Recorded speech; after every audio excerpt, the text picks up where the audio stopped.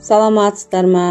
10 сыныпқа арналған оқу бағдарламасындағы Ақорда қазақ хандығының негізі тақырыбында өткізілген сабағымды назарларыңызға ұсынамын.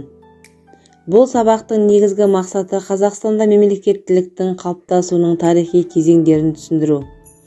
Ақорда және қазақ хандығының тарихи сабақтастығын анықтау болып саналады.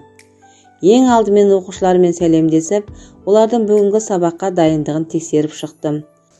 Содан соң жауабын таңдау әдісі бойынша өткен сабақты қайталау арқылы Шыңғысхан империясы және оның мұрагерлері атты тақырыбында үй тапсырмасы бойынша сұрақтарға жауап берді. Одан кейін оқушылар Казлотос электронды платформа бағдарламасы бойынша аралас 3 топқа бөлінді. Содан кейін стоп-кадр әдісі арқылы оқушылардың назарына Ақорда тақырыбында бейнематериал ұсынылды. Нәтижесінде олар бұл тақырып бойынша қандай ақпараттарды есінде сақтағанын тізбектеп айтып берді. Тақырыпты тереңірек түсіну мақсатында оқушыларға мәтін таратып шықтым. Олар мәтіннің мазмұнына қарап, картаны қолданып, 13-15 ғасырлардағы мемлекеттердегі саяси үдерістерді анықтап, Қазақстанда мемлекеттіліктің қалыптасуының тарихи кезеңдерін түсіндіріп шықты. Әрине, бұл олардың топқа бөлініп, жұмыс істеуіне және тақырыпты тереңірек түсінуіне ерекше ықпал ететін әдістердің бірі болып саналады. Топтық жұмыстан кейін жұптық жұмысқа көштік.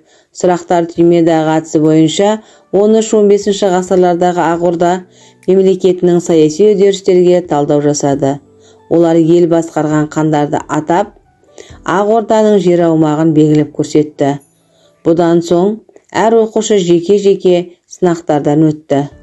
Дұрыс-бұрыс әдісі арқылы 13-15 ғасырлардағы Ақорда мемлекетінің саяси өзгерістерге талдау жасап, әрқайсысы дұрыс жауапқа сай ұпай жинап отырды. Сабақты қорытындылау мақсатында менің жауабым және біліміңді таныт әдісі қолданылып, сұрақтар қойылды. Әрине, сабақ соңында әр оқушымен кері байланыс орнатылды. Оқытушының басты мақсаты, яғни менің мақсатым, әрбір оқушыға аз уақыт ішінде сапалы әрі нақты ақпарат жеткізу. Қазақ хандығының құрылуындағы Ақорданың маңызын сипаттау үшін оқушыларға үй тапсырмасы берілді.